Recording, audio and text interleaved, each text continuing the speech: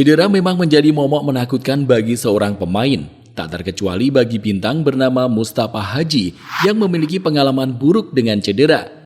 Namun dalam sebuah metode yang sama sekali tak terpikirkan, Hadji memasukkan sepotong stik ke kaos kakinya.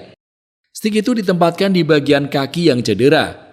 Ajaib, selama pertandingan, Hadji tidak merasakan sakit dan bahkan muncul sebagai bintang Piala Dunia.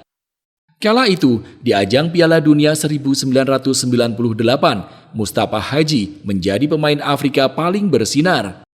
Meski hanya mencetak 1 gol untuk negaranya dan gagal lolos ke babak 16 besar, pesona Hadji sukses membuat semua penggemar terkesima. Di tahun yang sama, dia bahkan dinobatkan sebagai pemain terbaik Afrika.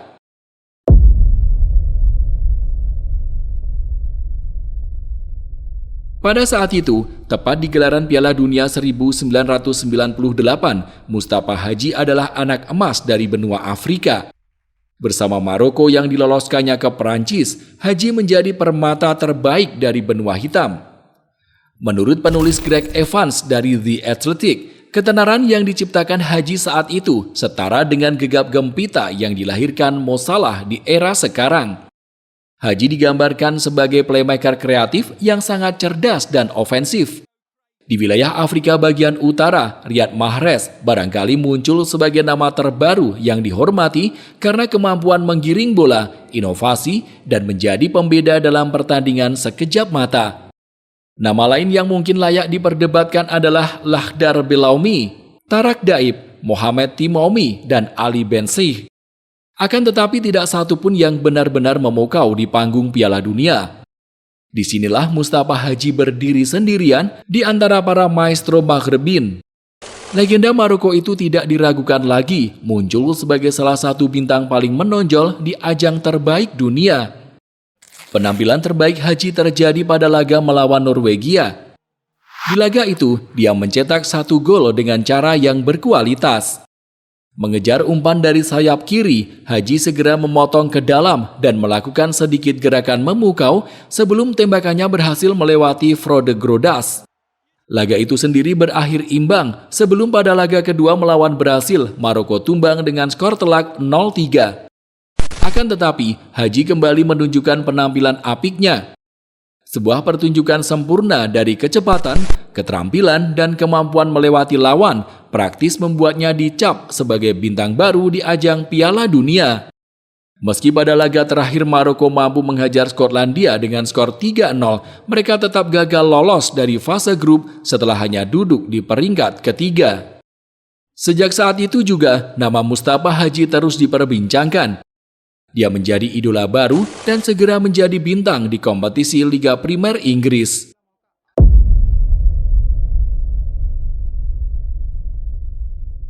Sebelum menjadi bintang di ajang Piala Dunia 1998, Mustafa Hadji sudah lebih dulu mewakili Maroko di ajang Piala Dunia 1994. Sementara di level klub, dia sudah membela AS Nancy pada tahun 1991 sampai 1996.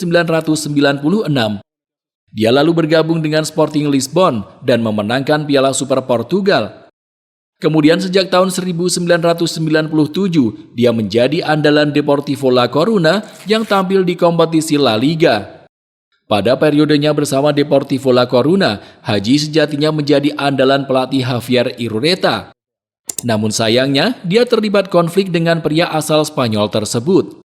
Sebagaimana diketahui, Mustafa Hadji sejatinya tidak diizinkan oleh klub untuk terbang ke Perancis bersama timnas Maroko. Hal itu terjadi karena ia tengah mengalami gangguan fisik. Hadji mengalami cedera, di mana klub sangat khawatir bila cederanya kian parah. Benar saja, setelah kembali dari ajang Piala Dunia 1998, Mustafa Hadji harus melewatkan 3 bulan di ruang perawatan akibat cedera. Hal itu pun membuat pelatih Javier Irureta tak ragu untuk melepasnya ke klub lain. Namun menariknya, selama gelaran Piala Dunia 1998, Hadji tidak merasakan sakit di kakinya. Itu terjadi setelah dia mendapat ramuan dari lelaki tua di Perancis. Berbicara kepada Coventry Telegraph, Hadji diminta untuk menempelkan sepotong stik ke bagian kakinya yang cedera. Kebiasaan yang tergolong langka dan sangat unik ini pun terbawa sampai dia bergabung dengan Coventry City sejak tahun 1999. Perlu diketahui bahwa tepat setelah gelaran Piala Dunia 1998, Mustafa Hadji sejatinya sangat diminati oleh raksasa Italia AC Milan. Dia diberi tawaran semenarik mungkin untuk mau bermain di Italia. Namun secara mengejutkan, Hadji menolak dan lebih memilih tampil untuk Coventry City. Ternyata klub Inggris itu memberi tawaran gaji yang lebih besar dari yang diberikan I Rossoneri. Bahkan Hadji dijadikan sebagai pemain termahal klub dengan biaya transfer sebesar 4 juta pound sterling, sebelum rekor tersebut dipecahkan oleh Robbie Keane yang didatangkan Coventry dengan nilai 6 juta pound sterling.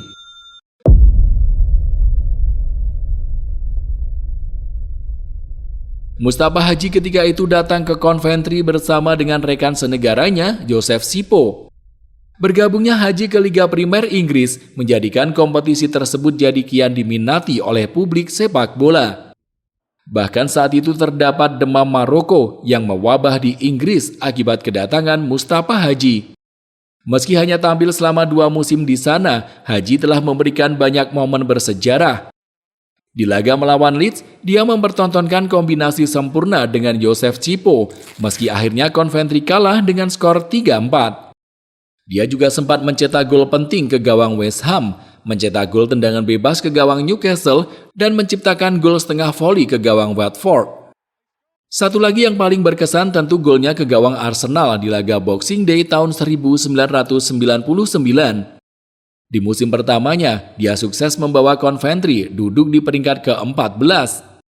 Sayangnya di musim kedua, dia gagal menyelamatkan Coventry dari jurang degradasi. Pada musim kedua, Hadji sering memasukkan sepotong stik ke kaos kakinya karena sering diganggu cedera. Meski mulanya banyak yang keheranan, dokter klub bernama Moss Gold akhirnya membeberkan sebuah fakta yang berbunyi, dagingnya yang dingin meredakan rasa sakit dan melindungi cedera akibat pukulan lebih lanjut, dan ini jelas sangat efektif.